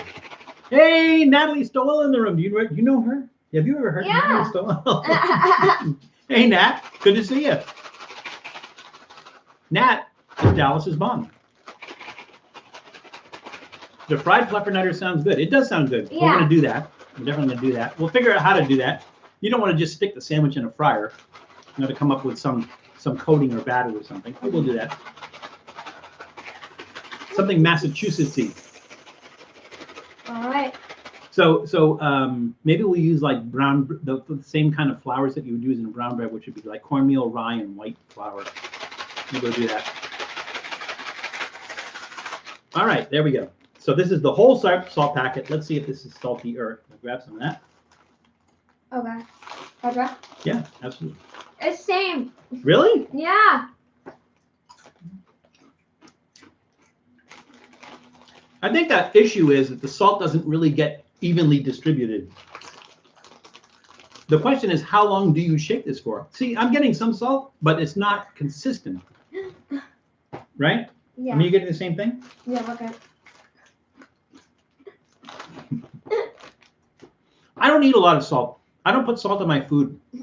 Yeah. A long time ago, I did this thing called the no white diet. So you couldn't eat any white food, which is basically cut out milk, cut out salt, sugar, anything white. I did that for about 2 weeks, and then I went. So before I did that, I would put coffee and milk and sugar in my coffee, and then after 2 weeks, I went back to try to drink it, and like I couldn't drink the coffee with milk and sugar in it. And I'm like, I just got so used to the actual flavor of coffee with just black. And I started drinking it like that. And I wasn't putting salt on my food, and then afterwards there was so much more flavor in the food that although I understand that salt enhances flavor, it brings flavor out, but I like the flavor without the salt. And so we've almost completely finished this bag. John Debney, hi. Hey, John Debney in the room. We got this is a family show today. Yeah. We're like eating this whole bag. It's like These are so seriously. good. Well, because I think it starts with a good basic chip. Finish that. Yeah, finish.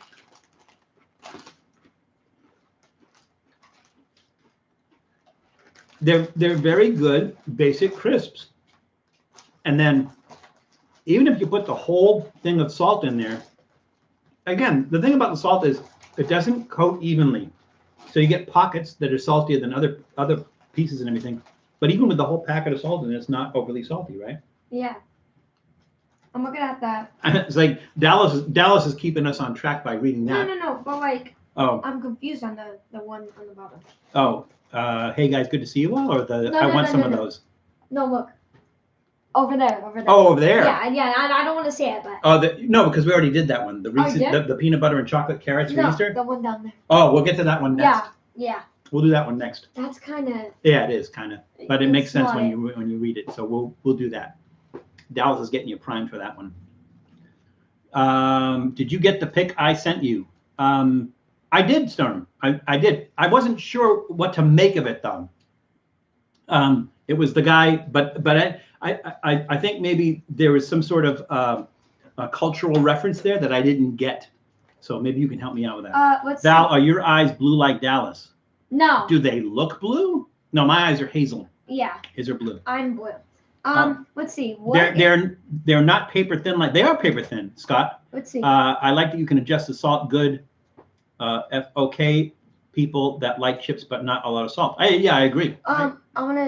So what is your favorite flavor of Pringles? My favorite flavor of Pringles is barbecue.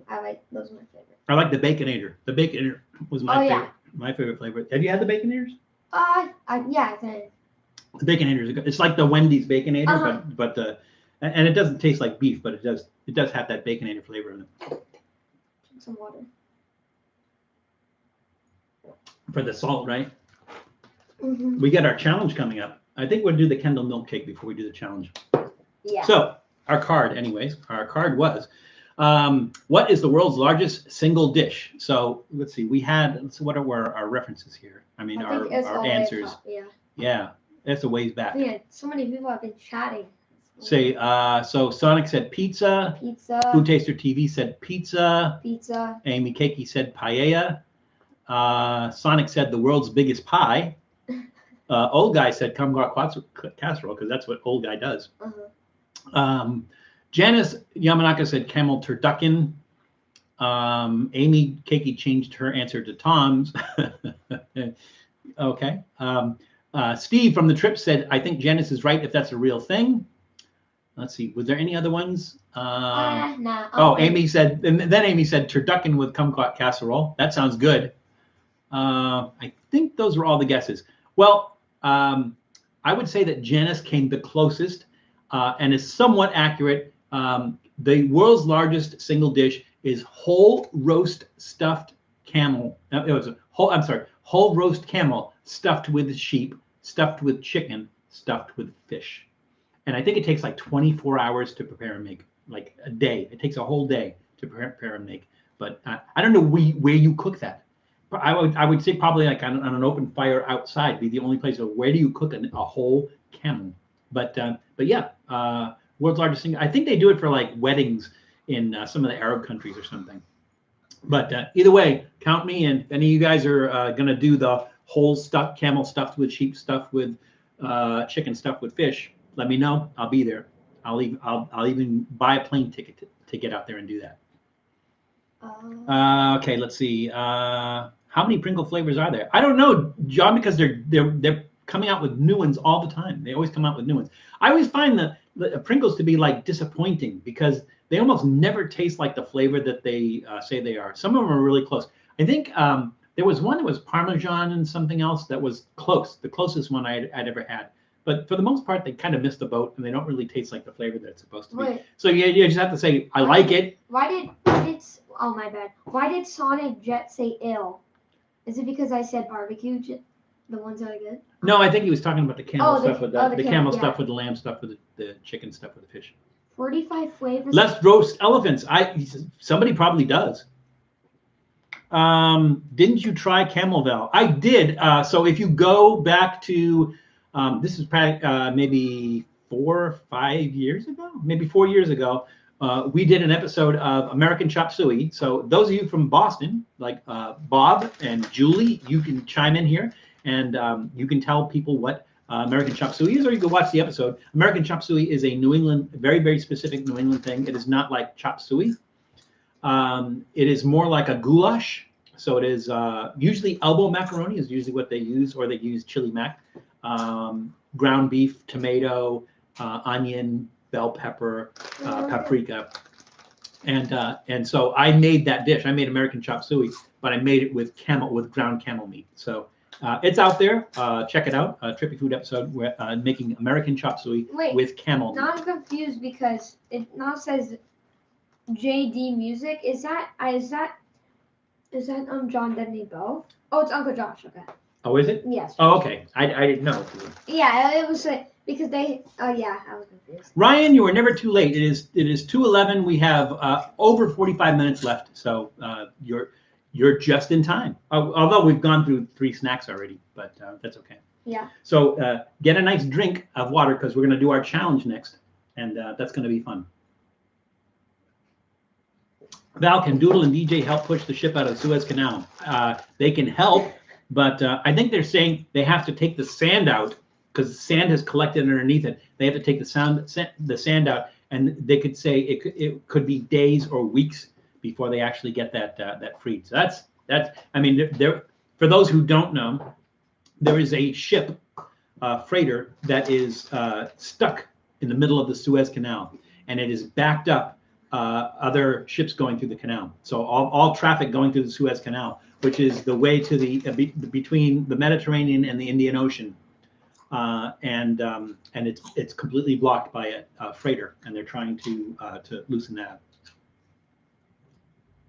We missed something? Oh, okay. You're eating. I was just saying thumbs up. I always worry about like having leftover snacks with Dallas here. I don't have to worry about that because like these are gone. We ate those. Those were good. You were kind of iffy on those, but feel free. You might want to like keep your palate clean for the challenge that we're going to do next. I just want to get in these. I'm kind of scared right now. I mean, flavor-wise, there's nothing to be scared of, but the challenge is, according to Sharren, the challenge is these are Jacob's crackers. There's been an ongoing challenge since we were kids that no one can eat 3 of them in 1 minute without drinking water. So the water's so that the water's there. So if you can't do it, don't feel bad about it and go ahead and drink the water. But you got to do the challenge and try to eat three of these crackers within a minute without drinking the water. I don't know. I have water here. I'm not going to waste my Curiosity Cola on it. So I have my water here on standby. Yes, John, we do have a good crowd today. Nice, lively crowd. Yeah. So did I miss anything? Just want to miss anything. That's big news. Oil prices going up in the Middle East. Had to put up $20 of gas in my car. Yeah. I'm guessing you have a hybrid. That's the only reason you have to put $20 in. Or you mean you had to only put in $20 because it would have been too much to fill the tank. Maybe that's what you were saying. So let's go on to our challenge, but we have to read a card first. Or we have to pretend to read a card first. You guys know the drill. Mm-hmm. We're keeping track, aren't we? No, we're not. We're not keeping track.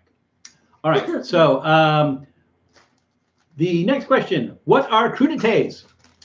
That is the question. What are crudités? That goes on the back burner.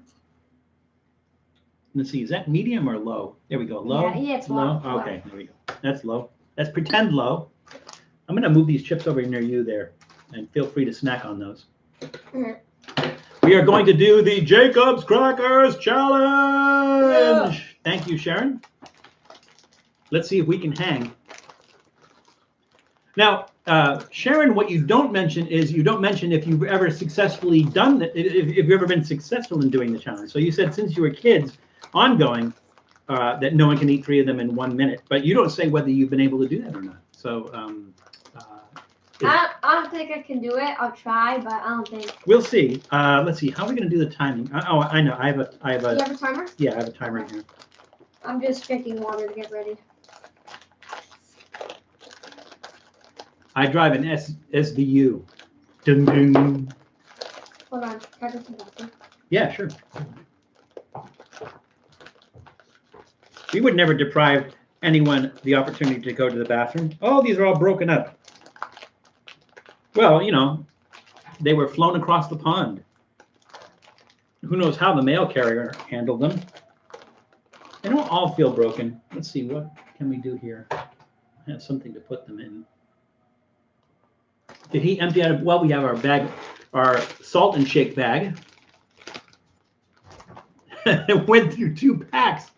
Oh my God. Nope, never. Wow, okay. Wait, what? So Sharren, who sent these to us in the UK, Sharren says that they have never been able to beat that challenge. So if we beat that challenge today, it's quite an accomplishment, I think. I'm going to try to get rid of those.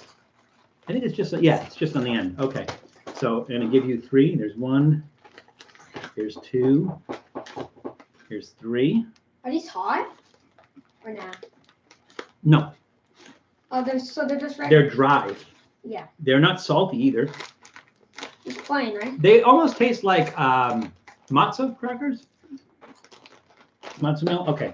All right. So I wish I could put that here to be displayed. Let me get the timer ready. Hang on. I know. Let me get the timer ready. Look at we get crumbs all over the place. Yeah.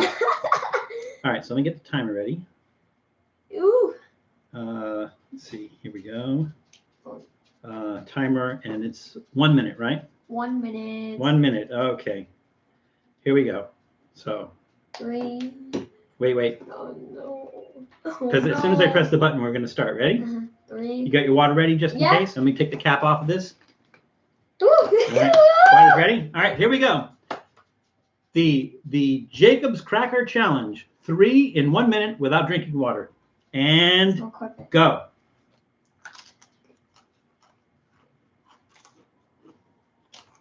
Mm.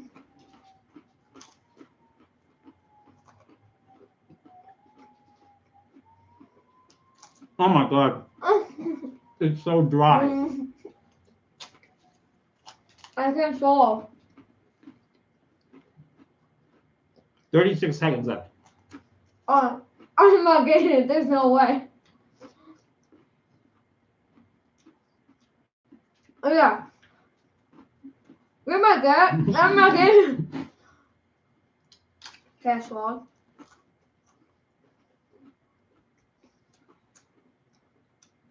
Now you tell us, Sharren. Oh my God. 9, 7, 6, 5, 4, 3. I'm done. I can't even do it. I couldn't. Look, I still have 2. I don't think I won. I still have it in my mouth. I only finished 1 cracker. And it's everywhere. The hard part isn't chewing it. The hard part isn't putting it in your mouth. The hard part is swallowing it. Yeah, It's so easy dry. to chew. It's easy to chew, but it's hard to swallow because there was so much stuff in my mouth I couldn't. It's not really good though. That is so dry. Yeah. All right, I ate it. I got it down, but I didn't do it within a minute. So I think we lost. It's okay. You don't have to finish eating them. I love these though. Now again, they are good. They are good. They're not salty or anything. Let me cancel that. How do you cancel that? There we go. Okay. All right. So we took the challenge. We didn't do it. I have crackers left over. I'm going to make Matt Zion take this challenge. That'll be fun too. So thank you, Sharren, for sending that out. God, those are so dry. Yeah. Yeah. They're missed it by that much. It is. Yeah, it was close, but the chewing it, not a problem. The thing is just swallowing it because it's so dry. That was the hard part. So we were close. Maybe I'll practice or something, and then someday I will get into the Jacob's Crackers Olympics. and we'll do that. But So is wow, this, interesting challenge. Pops, is this for today or no? Oh no, oh we're not going to do. Oh, and you No, definitely don't want to do that. I don't want to do that. So let me show you what Dallas is talking about. So this Matt gave me this. I think he got it from Nuff Main Event Pong, and this is the Insane Peanut Brutal Challenge. And so there are 3 peanut brittles here. The first one says warming up. Batch 1 gets the party started with this Carolina Reaper and Boot Jukla, which is ghost pepper peanut brittle. That's number 1. Then number 2, oh my God, batch number 2 doubles the Reapers and ghost peppers and adds a slap in the face shot of 7-pot brain strained peppers. I don't even know what that is. Wait, Carolina Reaper? Did I just hear that? Yes, you did. Have you ever had? You never had Carolina Reaper. I don't want to. Yes, you don't want to. At least not yet. Batch 3 goes all in with more Reapers, ghost peppers, and a healthy shot of Trinidad Scorpion. Finishing, which is weird because Trinidad Scorpion is less than ghost pepper and Reaper, but that's okay. Finishing our assault on your tortured taste buds, we introduce you to the brutally hot 7-pot Primo pepper for the worst 5-minute afterburn you can imagine. So yeah, so Matt gave this to me. I think either because he thought it would be fun or he hates me. Either one. But at some point in time, we're going to do this challenge. We're not going to do that today. I'm not doing that. No, I would probably wouldn't be able to finish the live stream if I was to do that. The marshmallow challenge, Sonic, you're talking about, because I think you mentioned the chubby bunny, where you stick marshmallow and you have to talk. You have to say the word chubby bunny and keep putting marshmallows in your mouth, something like that. Oh, Papa, it's not salty. It's not salty. It's so dry. the crackers. Yeah, the crackers. Yeah, they're not salty. Really, really dry. Yeah, they actually taste good. And I think they call them cream crackers. Correct me if I'm wrong. They're called cream crackers because you would put like clotted cream or something on those. And I had some, and some Irish jam, some Irish. They call it poutine. I think it's not pronounced poutine, but it's actually like an Irish moonshine.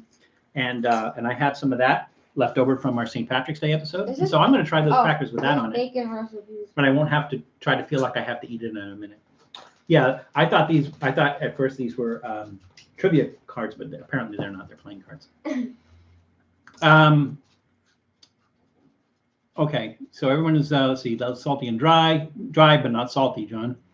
They would go good with some tea. They would go good with tea. You're absolutely right. Well, as long as you're doing the clotted cream and jam, you might as well have some tea with that too. Let's see. What did I miss? Oh, Wendy. I missed Wendy. I'm sorry, Wendy. Welcome to the room, Wendy. Good to see you. I have not seen you in a while, but everybody, please welcome back to the room, Wendy Austin. Hi, Grandma Claudia. Okay. Oh, look, Grandma's on now. Grandma's on now. It's like what is going on here? So Claudia, Mrs. Trippy Food is now on. Claudia Herrera. Everybody say hello to Claudia. Dal is the coolest. Well, I think he's the second coolest. I'm kidding. No. All right. So back to our card. And the card question was, what is crudités? That seemed like so long ago. Let's see. Yeah. Tom said fried kumquats, as Tom should. Let's see. Janice says vegetables with dipping sauce. Let's see. Scott said appetizers. I think did I miss anything? I did not miss anything. That was it. So everybody but Tom is somewhat right. They are vegetables, but they're typically raw vegetables served as an appetizer, usually with a dipping sauce. So that's what crudités are. I remember the first time I saw that on a menu, and I'm thinking, what are crudites? Because it didn't have the little accent over the e. But they're crudités and not crudites, although it's spelled like crudites. We lost Dallas. We lost Dallas. We lost Doodle. We lost everybody. See, this is like what 16 years of marriage does. Is like where she says, "Ha, I mean, you're cool too." Okay, so let's see. We do have another snack left. I'm gonna have some more of this delicious cola. What is it? Is it this? Mm-hmm. What is this? Oh, mint cake. Mint cakes. So I don't think it's a cake. I mean, feel that. It's that's solid. not a cake. It's pretty solid. It's a mint chocolate. So what we have to compare this was, what was the last thing we ate with the mint in it? Do you remember? We did it on last week's. Last week, yeah. Yeah, what was it we ate that had the mint in it? It was. You remember what it was? I don't remember what it was. Okay. And then York peppermint patty, Andy's mints. Those are all kind of like chocolate and mint and everything. So this is something similar, but I think it's going to be completely different. Kendall Mint Cake, the surprise entry that we decided to throw in here. So let's read a card. Let's see. Did I get it? No, I did not. Let's do another Easter thing. So this is in the news. This is from Huffington Post, and they answer the age-old question: why does Hershey's chocolate taste like vomit? Like what? Like vomit. And so my argument about chocolate, or my reason for not, let's move a little bit this way, just a little bit. There we go. Cool. So my thing about chocolate, or not liking chocolate, was because I was so used to Hershey style chocolate, and it's what I call Easter Bunny chocolate. Because let's be honest, those chocolate Easter bunnies that you used to get are not made from the highest quality chocolate, right? And it tastes like a Hershey bar. And the thing about a Hershey bar is that it does have that kind of, it really has like a taste like vomit. That's why I went to a food festival, this is like years ago, and a woman asked me would like to try some of their chocolates. And I said, not really, I'm not a big fan of chocolates. And she goes, no, this is different, try this. And it was an artisanal chocolate and it was made from scratch. And it was like really, really good. And I go, I don't know why I'm enjoying this, but I typically don't. It's because Hershey's for years has made milk chocolate a certain way. And part of it has to do with a substance that's found in spoiled milk. And so typically their recipe has called for them spoiling the milk to make it. I will send you the link, and then you can read it at your leisure. But it just kind of confirms what I always thought was that Hershey's and milk chocolate had that kind of taste, like that vomity taste. I don't know if anyone agrees on like cheap chocolate. Have you ever had cheap chocolate? No, but chocolate, Hershey's doesn't taste like vomit. It's my opinion. I don't think it tastes like vomit chocolate. It doesn't though. No, okay. It doesn't taste like beans. But then again, you have to consider like how often do you eat vomit, right? Yeah. No one. Do people actually eat vomit? The coroner's report stated that he choked on vomit, but it was somebody else's vomit. What's that from? Butric acid. Yes, Ryan, you were absolutely correct. Am I saying that right? Butric? Yep. Butric acid. Yes, that is correct, Ryan. And Hershey's says that they don't introduce butric acid into the chocolate, but as part of the process, they do sour the milk before they make it, and so it naturally introduces that into it. It's Palmer's chocolate, but they still sell it, and wrappers are like coins. The cheapest chocolate I eat is Dove dark chocolate. Is Dove cheap though? I always thought Dove was like a little bit higher end. I could be wrong. All right, so let's see. We gotta read the card first. Read the card. We have rules here, Dallas. Yeah. All right, so look at this. I'm reading the wrong side. It doesn't matter. I'm not reading off the card anyways. They think I am, right? Oh my God! I just gave it away. Oh. All right. Who was the host of the 1969 through 1971 cooking show, The Galloping Gourmet? Again, you want me to repeat that? I will. Who was the host of the 1969 to 1971 cooking show, The Galloping Gourmet? Again, back burner, heat down. All right, thank you. That was I was a little bit high on that one, but All right, and we are going to eat Quiggin's Kendall Mint Cake. You ready for this? Uh-huh. All right. Dove is mid-high end. High end is boutique and Giardelli's. I don't really consider Giardelli's high end though. It's okay. I don't really consider it. Lindt is also mids. All right. Oh wow! I was expecting this to be look like chocolate. Yes. Look at this. Oh my God! It's just mint. There's no chocolate. No chocolate. Look at this. Oh my God! There's no chocolate. Break that in half. There's no way. It's sugar and mint. That's gonna be like here. Give me one of those. Yeah. This looks like. Have you ever seen? Ooh, smell that. I think it's like the checkers. It smells like mothballs. Yeah, I think it's like the checkers that like you knock them down. That's what it is. Dominoes. Yeah, Dominoes, yeah. Well, let's see. They only give you 6 though. That'd be like a Yeah. kind of. Are you ready? All right, cheers. Cheers. Ooh. Oh my God, that's a lot of sugar. Whoa. No. Holy cow, that's a lot of sugar. No. And a lot of mint. Mm. So this tastes like the filling, although harder, right? It's more so. It's going through my nose. Oh no. Yeah, it's almost like a eucalyptus. You know, it's almost like that. It's like mint going down my nose. You need a trash barrel? No, it's fine. I ate it. Okay. Wow. I've never had anything like this before in my life. This is so weird. It almost smells like mothballs. And the mint is so strong that it kind of goes up the back of your nose. You know, mint is so strong, but it's so sugary. It's also so sugary. I fully expected when I opened this up to see this covered in chocolate. Yeah. And it's not. And it's still going through my nose right now. So Could you dissolve those in tea? That is an excellent question, Scott. I have some mint tea, and I think afterwards, I'm going to make some mint tea, and I'm going to take one of these and dissolve it in there. Now, I don't usually put sugar in my tea, but if you're one of those people that Dallas is finishing it off with one of the Jacob's crackers. You want to go have another go at it and see if you can make it in a minute? Make it in a minute. Yes, you want to do another shot? Seriously? Do you want to try the contest Are you again? going to try it? I might. We'll see. We have time. We could try it again. Yeah, we'll go again. Is that their purpose? Yeah, well, that's how they were made. Again, these are old. They started making these.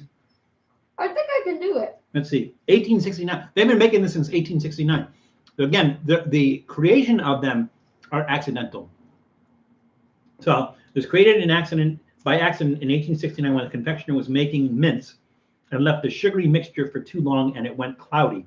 So that's what that was.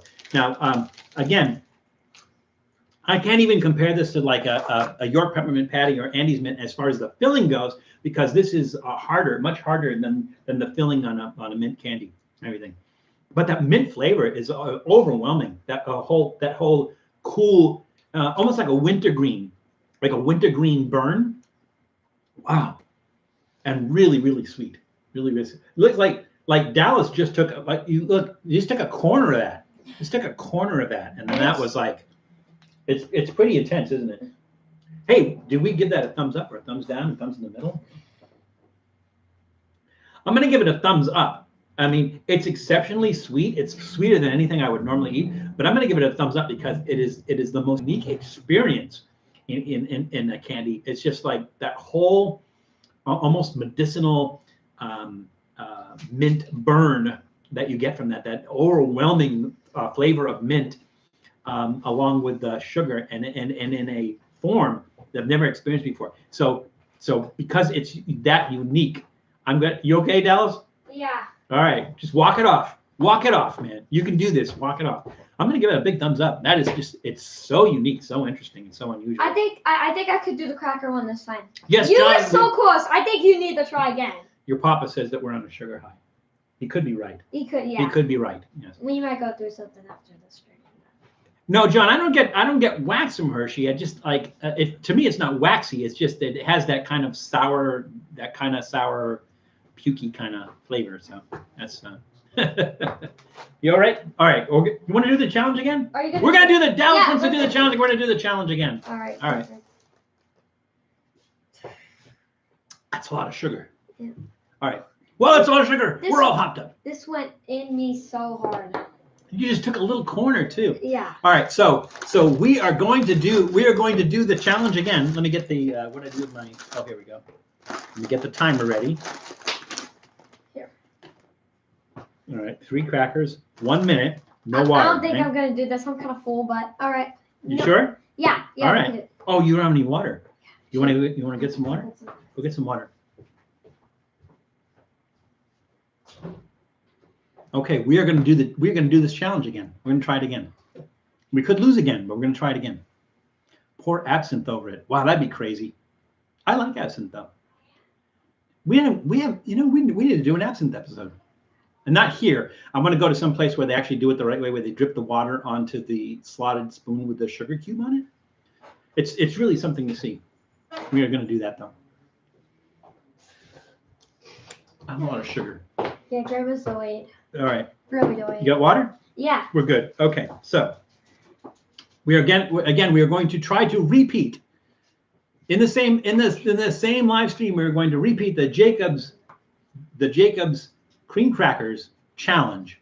3 crackers, 1 minute, no water. Are you ready? Yeah. All right. Ready? I have a smart idea. And oh, that's gonna go everywhere. That's all right. We'll clean up afterwards. Let me move the keyboard back so we don't get it on the keyboard.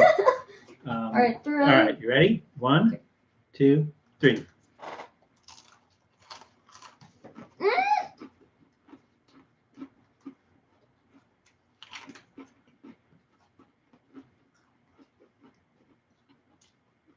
I'm not freaking doing this.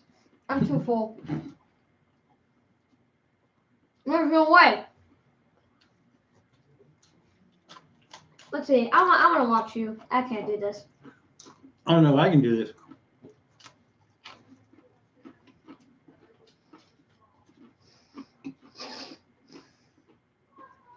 Okay.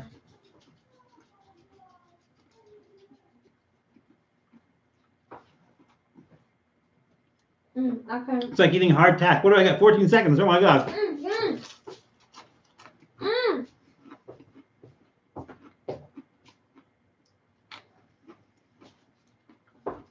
Come on. You did it?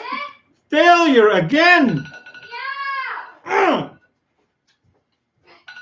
You were so close. I said yeah. I didn't know. Failure again. You're right, Sharren. It's like plaster. It's so dry. And again, the chewing part's not hard. It's the swallowing. It's just getting that. Do not try the gallon of milk challenge. Okay, don't. I couldn't do the gallon of milk. I can't drink a gallon of anything. I'm not good with volume challenges. I'm okay with stinky challenges. I'm okay with sour challenges. I'm okay with hot challenges. Yeah, but he has a Bean Boozled. What? Remember those Bean Boozled? I do. Where is that? Yeah. In the kit? You know, the hot ones? No, like when you spin the wheel. Oh. I have some Bean Boozled, but it's the Fiery 5, and I don't think you want to do those. We could do them. No, I don't think you want to do those. We They're can do really them. hot. They're really hot. Hold on, I want to check it there. So, so the problem with the cinnamon challenge is that you could die from the cinnamon challenge, and you could die if you happen to because the thing is you start coughing, and most of the time you cough it out. But the thing is, if you inhale and you breathe that, and that gets into your lungs, you could choke to death on that. So the cinnamon challenge is really dangerous. I think I deserve some water, right? I can't believe I lost. I'm gonna do this with Matt Zion. We're gonna do this the Jacobs cream crackers challenge to see if he can do that. 3 minute, 3 in 1 minute. Because he'll probably let me go 3 crackers in 1 minute, no problem. Yeah, that's what I said too. Hey. Wendy, it tastes like matzah. I mean, it really does. It's like it's not salty or anything. It tastes like matzah. Matzah would be easier though, because matzah is these are really dense. There's a really dense, like a lot of flour in them, and which makes them really dry. I think matzah would be a little bit easier because matzah are more like saltine, kind of that light, more light. What are you doing? I don't know. We gotta get that. Look at the mess we made. Yeah, I know. Oh my god. Yeah, we'll clean that. I'm surprised Doodle didn't come in, because usually we make noise and everything, and Doodle thinks they're snacks. I said, oh, you did that. Oh, okay. I was gonna say, I don't remember typing anything, but that's okay. It's okay. We still have 20 minutes. What's that? We still have 20 minutes. We still have. Well, we have plenty to talk about. Yeah. Did I give you guys the link for that vomity Hershey chocolate? Yeah. Did I give them the? You just do it again though, just in case. Well, I mean, not if I already gave it to them. Let's see. Huffington Post. Yeah, there it is. All right, cool. Wow, that was really. I couldn't do those. Did you? Oh, I got some of that left. Well, I couldn't even do 1 cracker, honestly. No. Well, you don't have to. I mean, don't feel like you have to eat that. Is that your phone or mine? That's fine. Oh, okay, cool. I feel so. I mean, I can see, like, I guess when Sharren mentioned that, and she said that that it was a challenge ever since they were kids, where you had to do 3 in 1 minute without drinking water, and I thought, well, how challenging can that be? Really, it's just there's 3 crackers. Until I actually try it and fail twice in a row. But wow, that is a serious challenge. I am going to have that with tea, though. Oh, you know what I'm going to do? I'm going to have those crackers with a clotted cream and the Irish moonshine jam, and a peppermint tea with the peppermint, one of these blocks thrown in there, and see how that is. And I would film it, but we already did the clotted cream and everything for our afternoon tea, for our Irish afternoon tea episode. You okay there, Dels? Yeah, those right. Crackers. Wow, that is really something. What do I do with my? Oh, here we go. Woo! Wow, that was crazy. I feel kind of bad, but at the same time, hey, if I can't beat somebody who grew up doing that, trying to do that challenge, then that's not too bad. God, it's so close. So close. All right. So, what did I do here? Oh, hang on. There we go. I think you started typing in there as opposed to here. Oh. All right. So we have time for stories, which is great. All right. Yeah. So let's talk about Fanta. You guys familiar with Fanta? Fanta's the bomb. I don't drink soda. That's weird. I don't drink soda. But you have had Fanta? Fanta's the best soda, I think. So I think Fanta, the original flavor is orange. Is that right? Uh-huh. Is that the one that you're familiar with, or have you had a different? Because I think it comes in different flavors now, right? I've actually had a different. Yeah, I think. They do grape. They do it. What? Yeah, I think they do grape. I think they do cherry. I don't know if they do. Yeah, they do. They do several. Fanta does. And Grandma Lola in the room. It's like who's missing? Are we missing anybody? Yeah. I don't think we're missing anybody. I think everybody's here. Everybody's here. So Fanta has different flavors, but I think the original flavor was orange. And Fanta, the interesting story behind Fanta is it was actually originally made for Nazi Germany. So Fanta was part of Coca-Cola. Want a Fanta? Wanna? Fanta was part of Coca-Cola. I want that. And so during the 1930s, Coca-Cola was like, for instance, I think Coca-Cola was sponsoring the Berlin Olympics in 1936. And so the Germans decided that their Coca-Cola, local Coca-Cola, wanted to do something that was unique and original for Germany. And so the thing was that they owned the Fanta name locally as opposed to Coca-Cola. And so they decided they were going to make their own drink. And again, this is for Nazi Germany. They came up with the drink and they called it Fanta. And again, I think we get somebody else. Yeah, Monica. This is like one big family. I also want to say something. That old guy in Colorado is Tom. Yeah. Mm-hmm. That remember the skit he did for you? Yes, the parody. That parody. was so Iffy much. Food. That was so funny. That was funny. That was really and funny. the irony is, like, I ruined that shirt. Like, he went out of his way to buy a shirt that looked like my shirt. And the irony is that, like, I ruined my I got like furniture polish or something on it, and I ruined my shirt. So I do have to get another one of those because it's like hand me Tiny Val over there. Tiny Val, oh, he's so rude, Tiny. He is. He's a jerk. He's a jerk. So Tiny Val still has the shirt. He hasn't ruined his yet. Yeah. I'm surprised he hasn't got blood all over somebody punching him in the face. But so Tiny Val still has the shirt, but I don't. So I'm gonna have to fix that, and I'm gonna have to get another shirt so that Tiny Val isn't the only one that has one. Wait, Grandma just said, I hope Val is not sharing your beer. I don't have no. So she might not know. So on our live streams we alternate. So every other week we do Trippy Food Beer Night and we do a beer, and then every other week we do soft drinks. And typically I've been doing 3. So this is good for the people who might have just came into the room or recently. We were typically doing 3 soft drinks, but I'm going to cut that down to 1. The reason I'm going to cut that down to one is because like we always like cut it down to the wire on doing 3 soft drinks, and really I think maybe we'll only do 1. Also, if Food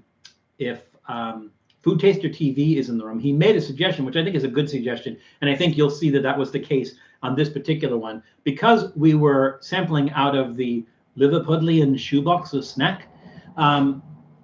That's how we named the live stream. It was the Liverpudlian Shoebox of Snack live stream. And so he made a suggestion like, can we name the live streams as something that is more indicative of what we're going to try? I'm not going to do that all the time, because in some cases we're going to be doing things that are such a variety that there's no really common theme to it. And so if there's no common theme, I'll just call it like Trippy Food Live Stream 39 or whatever. Well, that's one way to do it. I suppose he dipped his cracker in the water and he tried it like that. So I wonder if you could do that. But then it's not really a challenge, is it? It's not. It's kind of the same. It's not really a challenge if you do it that way. We're gonna cut the beverages down to 1 per. We're gonna try to make everything thematic, and we will name the live stream after that theme. But if it's going to be like a little bit of everything, then maybe not so much. Like for instance, when Julie sent us the Turkish snacks box and we did that one, well, then we would have called that the Turkish munch box, or whatever they were calling it, Turkish munch box live stream would have called it that. So we did that in the past a couple of times, like the dog eat dog one, when I was sharing snacks with Doodle. We did the dog eat dog one. I think when it fell on a holiday, we did a Halloween one, and it was specifically a Halloween one. But we will do more. We'll do that more when we're going to be thematic, and when everything falls into the same theme. Yeah. I've got a question for old guy Colorado. Did you throw up when you were making that? Because it looked like you did in the bag, and I just wanted to ask that. So Tom, Dallas is asking, did you throw up? Did you vomit? While you were filming the Trippy Food parody? By the way, for those who don't know, Tom, old guy in Colorado, he is doing a live stream after this show. I think it's 2 hours later, so I think I want to say it's like 5 o'clock our time. I think it's 5 o'clock Pacific, which is 6 o'clock Mountain Time, I believe. So just keep that in mind if you want to watch Tom's. Tom has a great live stream. He usually fries things, so he has his fryer, and he does talk. He does some interesting things, but then he'll also like create a dish, and it usually involves the fryer. I don't know if he plans on changing it up. That seems to be like a common theme and a regular theme, but it's a lot of fun. He said I almost did. It was very, very close. And then, oh yeah, okay. Yeah, that's why when I responded to his video, crazy little dog. No, he's fine. He's just like, I'm sure he hears something outside and everything. He just like barks at the strangest things. So that's why I had to do the response video where I had to make the 2020 burrito, because when I did my response video, I mentioned that Tom, you hit the nail on the head all the way across, except I would have swallowed that first bite, and then so it turned into a challenge. You go like, okay, I got to make it, and I got to swallow the first bite. So that's why that. So if you guys if you're not familiar with it, you haven't seen that. So watch on Old Guy in Colorado on his channel. Watch his Trippy Food parody, then watch my response video. So it's me basically responding to his video. And then thirdly, watch the 2020 burrito challenge video that we did for Trippy Food, and that kind of puts everything together for you. Then you know the whole story. Oh wow, Doodle barking made my dogs bark. Has he fried Oreos? Tom, have you fried Oreos? I don't think he has yet. Actually, fried Oreos I heard are good. They usually have those. Deep fried. They usually have those at the county fairs here. Obviously didn't do a county fair last year. I don't think they're going to do them this year either. Yeah, because the COVID. Yeah. Yeah. But I have not actually tried the deep fried Oreos. But Tom, there is because Tom is always looking for suggestions for his live stream, and so Dallas is suggesting deep fried Oreos. So Tom, there you go. Yep. And if anybody can figure out a way to make them and make them interesting, Tom can. I would just look up a YouTube tutorial or something. No. Tom will do it himself. Like because Tom used to work in the restaurant industry. Really? So he is really good at like putting things together. So one example is he had never had a cannolo, which is singular for cannoli. Uh-huh. He had never had a cannolo in his life. And so he decided, you know what? I'm going to make a cannolo and see what they taste like. Or I'm going to make cannoli, because he made more than one. I'm going to make cannoli and see what they taste like. So he did, and I'm watching his video. Now, I can't taste his video because he's in Colorado. I'm here. I can't taste what he's making, but just by the looks of it, it looked totally legit. Looked totally legit what he was making. And then he tried it. He said he was really good. But I don't think, Tom, have you had an actual cannolo yet? Have you been able to find an actual cannolo yet to compare that to what you made? Again, I can only say by watching what you did that it was totally legit the way you made it. And I'm sure it tasted much better than most of the other ones you get because they either pre-make the shells or use like whipped cream filling or something along those lines. So yours was legit. I'm just thinking of ideas for. He said that's a good idea on his way. So I'm looking for. I'm just thinking what like maybe. I'm thinking. Pops, actually, you know what you should do? You should do a deep fried peanut butter and jelly. Deep fried peanut butter and jelly? Yeah. Well, we're gonna do the deep fried fluffernutter. We're We're gonna do the deep fried fluffernutter. So that's different, but. I'm thinking. What do you like? What does Tom like? Yeah. What does? Well, I mean, watch his channel because he does a lot of interesting things, and you watch his channel, and you're like, wow, I wouldn't. I might have to watch. Yeah, I might have to watch it. You need to subscribe to his channel. Yeah. Not yet, Val. There are no Italian bakeries in our area. Well, I would send you some, Tom, but they'd be a little bit stale by the time they got to you. And they may even be stale before I send them to you because quite. The one in the LA area that I really like is wait. Make sure you're typing in that window. I know. Okay. This is Dallas typing, so when you see a response, it's Dallas. The Eagle Rock Bakery. Eagle Rock Bakery makes their cannoli to order. So it's not like they're sitting there in a case already made.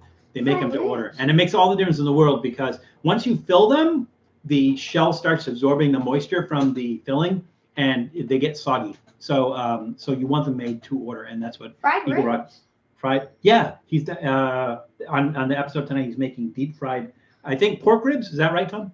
Yeah, deep fried ribs. What about Are you guys eating something? No, Lola. We're done. We went through like 6 different things. We actually added an extra stuff today, and we took the Jacob's Cream Cracker Challenge. So we're all done. And I think Dallas went through most of the snacks. Somebody asked Dallas though. Let's see, where was that? I missed that. Somebody asked you what your favorite snack that you had today was. Yeah. So remember, we had the. Who said that? Monica. Yeah. Okay. Monica said that. Okay. Yeah. So she wants to know what your favorite snack that you had today. So remember, we had the mint cake, we had the salt and shake chips, the Jacob's crackers. I don't know if that counts. We had the Walker's prawn cocktail. We had the Quavers. Was that it? I think that was it. Yeah, that was it. My favorite snack has to be these. Actually, no. Can you eat some goodies? Well, we're continuing to eat what we. There was nothing in that bag. Yeah, I think, right? Did something come out? Well, I'll sweep the floor afterwards. We get crumbs everywhere from the cracker challenge. Well, Lola, I don't like to disappoint. We have gone through all the snacks that we planned today, but I always come prepared. And I have some stuff that I was going to do on another episode, but what the hell? We'll just throw it in there. So I have, let's see. Yeah, that's fine. Why not? So I have these Trader Joe's organic dark chocolate covered whole cocoa beans. I've never had a whole cocoa bean before. I thought it was interesting, but these are chocolate covered whole cocoa beans. So Dallas, would you like to try one of these? All right. Just little surprises. We're just full of surprises today. We're throwing things in. Did I ever answer that question? I did not answer the question. I did not answer the last card. The question was, who was the host of the 1969-1971 cooking show, The Galloping Gourmet? That was so long ago. You guys might have even said like Anthony Bourdain. But it was in fact Graham. What? Should I go down? Yeah. No, it's okay. I mean, we'd have to go scrolling through there and everything. We got 6 minutes left, so I'm not going to worry about it. The answer was, in fact, Graham Kerr. And I don't remember if the show was filmed in Canada. So Steve of the Trips, if you're there, and Food Taster TV, you guys probably weren't around in 1971. But for some reason, I remember that show. I remember watching that show in the U.S., but it was filmed in Canada. What do we answer? Scroll back down to the bottom. I want to make sure I didn't miss anything. Red ribs are the best. Okay. What did Dal say about his favorite? He said his favorite snack that we had today. Well, maybe he didn't. Which one was it? The salt and shake? Salt and shake was really good. I like that too. I didn't know if I had a favorite. Yeah. I mean, they were all kind of good. Yeah, the salt. To me, I think I'm gonna have to say the mint cake. I mean, like, you can't eat a lot of that because it's just so sugary and so minty and everything. But that's what I loved about it. It was like so over the top. So I think the mint cake was, I think, my favorite. Yeah. Yes, John, Graham Kerr. Correct. All right, so we're going to try Trader Joe's organic dark chocolate covered whole cocoa beans. You ready, DJ? Yeah. Ooh, these are weird. I'm too full, so. Yeah? Okay, you don't want to try them? I'll just try to have like a little bit. Okay.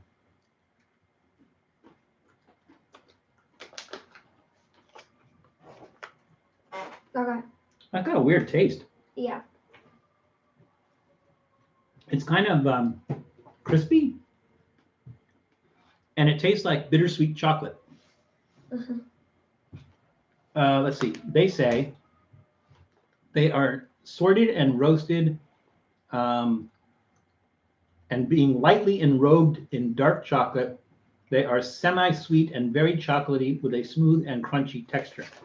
But they're kind of gritty. So it's like if you've ever had chocolate-flavored espresso beans, like chocolate-covered coffee beans, that kind of grittiness when you actually break into the coffee bean, that kind of grittiness from that's like these.